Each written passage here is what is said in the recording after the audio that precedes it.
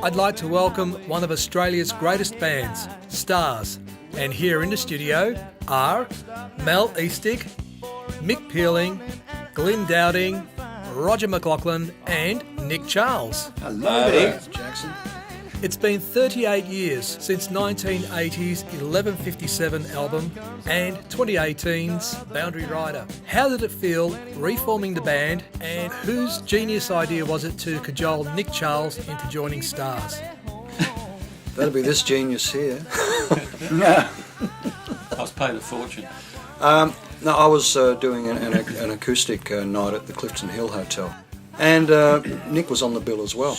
I watched the show and realised that he was just a really, really good country picker along the same sort of lines as Andrew Durant. So I just made a mental note that evening, you know, if ever the opportunity arose, I'd ask Nick if he'd be interested. The South Australian Hall of Fame? Hall of Fame. We were being inducted into that, and Mel and I, on behalf of the band, went over to South Australia to collect that award, plus do a couple of songs at that award as well. Actually a half-hour set, so we did some Stars songs together, acoustically, and that pretty much got the ball rolling for the reformation. The Boundary Rider album continues the country rock direction of the band. Was there a conscious effort to retain the original sound of Stars? It was probably in the back of our minds to have it not too far removed from the original sound of Stars, but also it's got the original players from Stars, and with Nick's sort of country picking style, it was never going to be that far removed from the original sound anyway. Mm. Let's go through some of the album's songs. Firstly to Mal, Boundary Rider was one of the last songs co-written by Andrew Durant and yourself, but you held it back for nearly 40 years. Sure. It was a song that Andy started in 1979, and after Andy's passing, I had the recording of the beginnings of that song, but it was actually too emotional to look at it. I knew that it was a gem. I knew that it was really special, but it took about 15 years for me to face it. You know, the wall, for instance, is the Berlin Wall. Conflict within nations, writing boundaries, and very, very happy to have finished it because it's a treasure. Is the need for a more peaceful destination in my day a real-life ambition? My partner actually asked me that as soon as she read the lyrics, and I said no, not necessarily. It was just a thought I had about well-to-do kind of yuppies thinking that they might make a tree change and go to the country, but don't really understand what's in store. Time Stands Still pays tribute to the band's formation, the friendships, and the songs. It's almost like the story of Stars bundled into one tune. Well, just joining the band and being aware of the history, I sort of pulled the lyric together from their various song titles and their journey from Adelaide to Melbourne and so on, and it's a great story, needed to be told. And just hearing Mick sing it kind of brought it to life, and the melody evolved. It's really something we're pretty proud of, really, and it really tells the story in nice detail. But what's going on in Mick's dream? Well, it's basically someone who's sort of not happy with reality. It's just wanting to escape from the everyday rubbish that we're all surrounded by, and just likes to dream of better things, you know. A bit like myself. From 1976 to 1979, the band scored 7 hit singles and 4 hit albums. Stars toured and shared stages with Joe Cocker, the Beach Boys, Linda Ronstadt, I was at that concert, and ELO. What's different about touring these days over the time you guys were in your 20s? Not a hell of a lot, I'd say. I think the difference is that we're tucked up in bed with a cup of tea after the gig instead of partying and chasing girls. There you go. I forgot about that part. Little River Band's Bee Birtles liked the band and helped land a record deal with Michael Gudinski's Mushroom Records. I recall Mick saying somewhere that you guys were short of a songwriter, and that's around the time Andrew Durant joined Stars. That's correct, yeah. Yeah. We're in the same kind of neighbourhood, and Andy had been away overseas, hadn't he? Yeah. Glyn and Andy and I started in our first covers band called Astrakhan, and we'd met Mick beforehand. Mick was in a band called Nantucket. We got started at that point with Stars, and he had a natural change of direction and contacted us, and we just clicked and come on, let's go. Yeah, he was listening to people like the band and Jerry Jeff Walker and people like that, so he was writing songs in that kind of style. And the first song he brought to us was Look After Yourself. So the ball started rolling after that, The Paradise album was essentially the Andy Durant songbook. Lyrically mature, image invoking. You guys were in your early 20s. Did you have any inkling you were in the midst of a songwriter so immensely gifted? Oh, absolutely. I mean, we knew that the songs were good, and we knew that the band was good. I mean, we had a lot of ambition at the time, for sure. Yeah. But, none of us could tell how far it was going to go. That's right.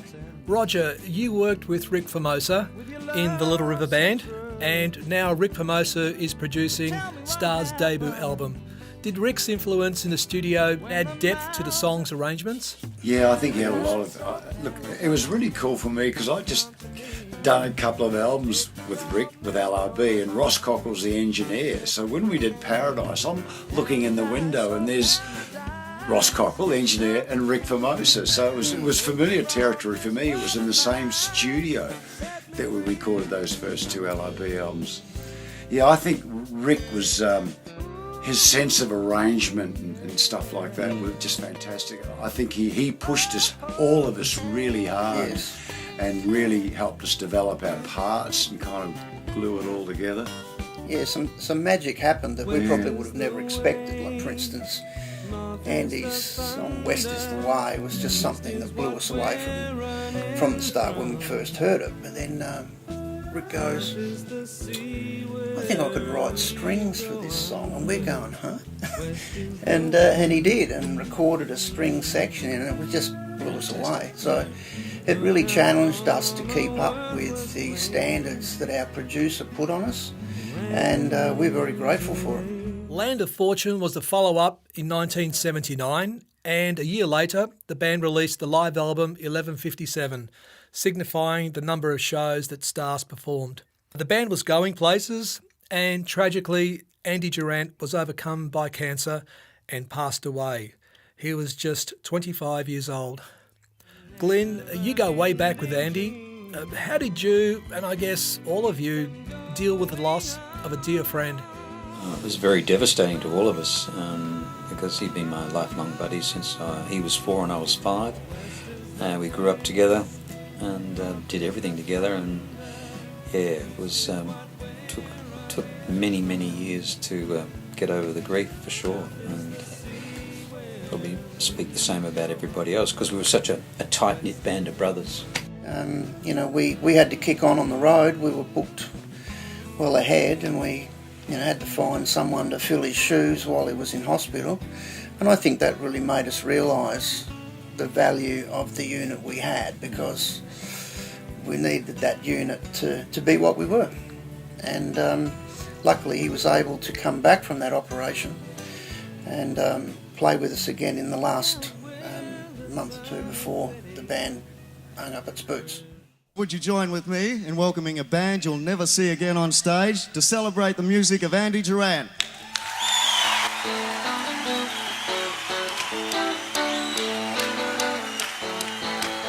On Tuesday, the 19th of August 1980, I was just one of 2,500 people that packed the Palais Theatre in Melbourne. The event was the Andy Durant Memorial Concert, an extraordinary and special concert conceived by Mal Eastick. Ooh, It's a long day. It started actually well before that. I can remember we went to Andy's funeral, and driving home from the funeral, I just felt so, I don't know if I want a better word, frustrated about the fact that he'd only been on the road really for a total of about 2.5 years. And this had happened. It was like click. I can actually remember driving under the railway bridge. I thought you were going to say under the influence. For a second. It's at the corner of the Melbourne CBD, and we've got to do something. What about a concert to display all of his songs in one hit to people? And on it rolled. It was just 3 months of developing the idea, selecting the musicians to join together to do this. It was a total of 16 musicians and vocalists on stage.